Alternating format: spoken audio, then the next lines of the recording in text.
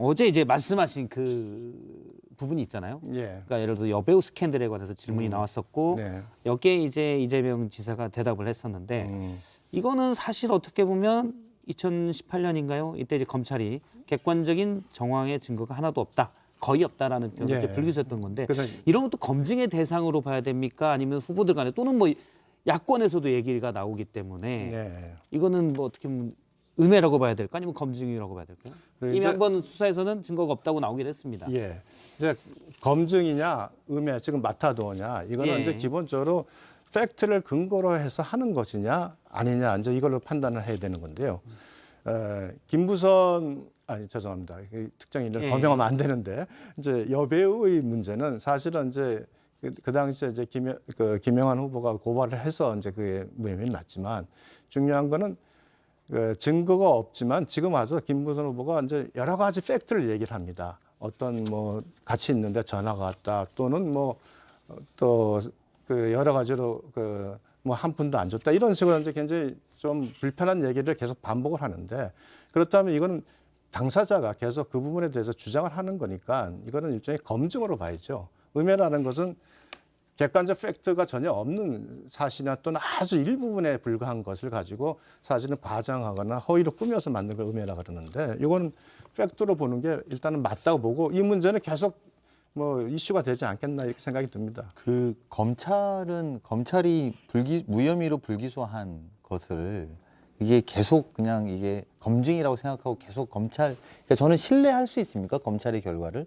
제가 그게 더 궁금한데요. 만약에 신뢰할 수 있다면 성남지청, 수원지검 성남지청에서 여러 가지 상황과 관련한 상대방의 주장을 뒷받침할 수 있는 객관적 증거가 없다. 이렇게 말씀을 했단 말이에요. 그 당시에. 그럼 사실 이거를 방금 우리 유 의원님이 말씀하신 근거에 따르면 검찰의 표현은 객관적 증거가 거의 없다. 이렇게 표현했단 말이죠. 그럼 이거는 음해죠. 방금 말씀하신 기준과 똑같이 많다고 본다면. 그러니까 저는 이런 부분은 오히려 검찰 출신이시니까 더 객관적으로 말씀하시는 게 맞다고 보고요.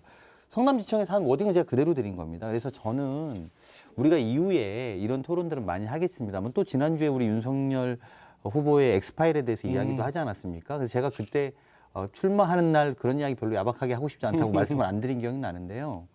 이런 것들은 말씀하신 그대로입니다. 유 의원님이 말씀하신 답변이 이미 성남지청에서 한 거다. 네, 그러니까 제가 말씀드린 건 이건 논점이 좀 다릅니다. 법적인 측면에서 만약 그렇게 한다면 법적인 문제를 가지고 이걸 또 다시 반복을 해서 한다면 이거는 이제 당연히 음해죠. 왜냐하면 객관적으로 검증이 된 부분이고 법적으로 판단된 부분이고. 그러나 지금 김부선 씨가 자꾸 이름이 반복하네. 여배우께서 말씀하신 이 부분은 사실은 법적인 어떤 부분이 아니라 도덕적인 측면을 계속 반복해서 말씀하시는 거거든요. 그러니까 도덕적인 문제는 계속 제기해도 된다 이 말이죠. 그러니까 그 부분은 그렇게 제기가 되니까 제기가 된다면 그럼 제기되는 문제에 대해서 같이 경쟁하는 후보가 이 부분에 대해서 답을 달라고 하는 것이 그럼 그게 음해겠습니까? 아니 그러니까 저는 그런 게 되게 우리가 이후에 대통령 선거 과정까지 가는데 되게 중요할 거로 봅니다. 이를테면 윤석열 후보의 장모가 22억 9천만 원으로 구속됐다. 이건 법적인 책임을 이미 물은 거 아니겠습니까? 예, 그렇습니다. 그러니까 이런 것들은 의미가 전혀 아니라는 거 아닙니까? 객관적인 말씀대로. 건 지금도 이슈 그렇습니다. 제기하고 제 있죠. 말씀 네. 좀 들어주시면 좋겠고요. 그래서 그런 것들을 제기하는 것은 건강한 이야기인 거잖아요. 그렇지 않습니까? 말씀하신 대로 이야기를 드리는 겁니다. 근데 저는 아까 말씀하신 것처럼 여러 가지 사안과 관련한 그 배우의 주장을 뒷받침할 수 있는 객관적인 근거가 없다라는 검찰의 이야기를 전 존중하는 것이 맞겠다. 저는 이렇게 생각이 듭니다. 아니 제가 말씀드린 뭐 건 이렇게 당연히 그거 한 말씀 더 드리겠습니다. 짧게 부탁드릴게요. 예.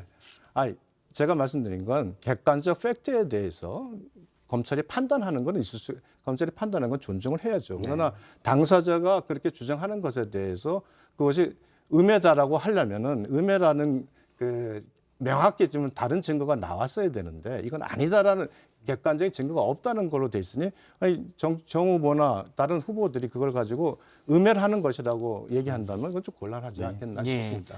일단 뭐 제가 이 질문을 드린 거는 예를 들어서 윤석열 전 총장도 여러 가지 뭐 이렇게 입에 담기 힘든 근거가 없는 일부 커뮤니티에서 주장하는 것들 있잖아요.